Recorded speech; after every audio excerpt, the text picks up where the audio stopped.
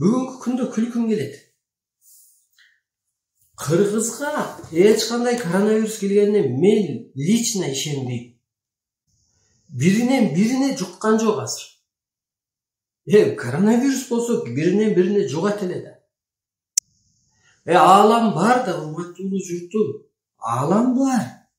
Аалам Кыргызга илимин берди, адамын чыгарды, адамзатты сактап кал деди. Адамзатты сен табият аркылуу башкар деди мени. Инопланетан периштелер аркылуу башкар деди. Анан кайра келип туруп, ааламга ишенишибиз керек да, бар да, вселенная бар, высшие силы бар.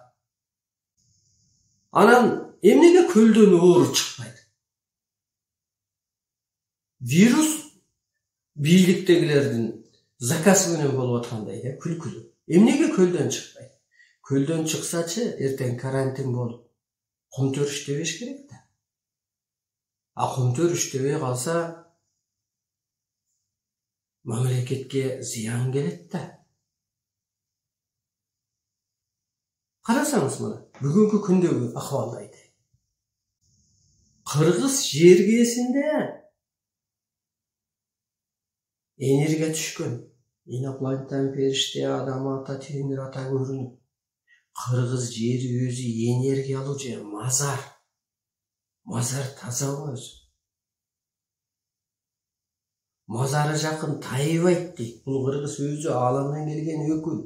Кыргыз уже бейиштин төрү.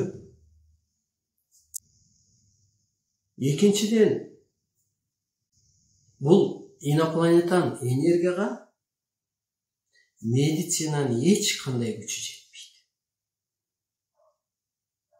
Мына Италияда өлүп атат, Испанияда өлүп атат, күндө 500-төн 700. Алы келбейт. Эмнеге дегенде, нурга сенин алың келбейт да, ааламга сенин энергияга алың келбейт да. Же болбосо ичтеги жаныңа, жан анан там бар да, жаныңа сен ийне саясың. Жаныңа ийне сайсаң, мына жан деп элестетели, бир воздух. Ага таасир этели. Сайгандарың жерге түшүп калбайбы? Ошо сыяктуу жан менен тан биригип алган азыр. Кыргыздын медиктери чыгып биз айыктырабыз дейт да. Кече Сооронбай Жээнбеков айтып атат. Бул коронавируска дүйнөлүк лекарство издеп атат, бирок табылбай атат дейт. Кыргыздын бир гана чарасы бар. Кыргыз элин эле эмес, адамзатты сактап калуу үчүн мына доор мыйзамдары гана сиздерге жардам берет. Ааламдык илим гана жардам берет. Адамзатты айыктап калууга, сактап калууга. Кыргыз вирус менен кырсыктабайт. Кыргыз кыска түшүнүгүнөн кырсыктайт.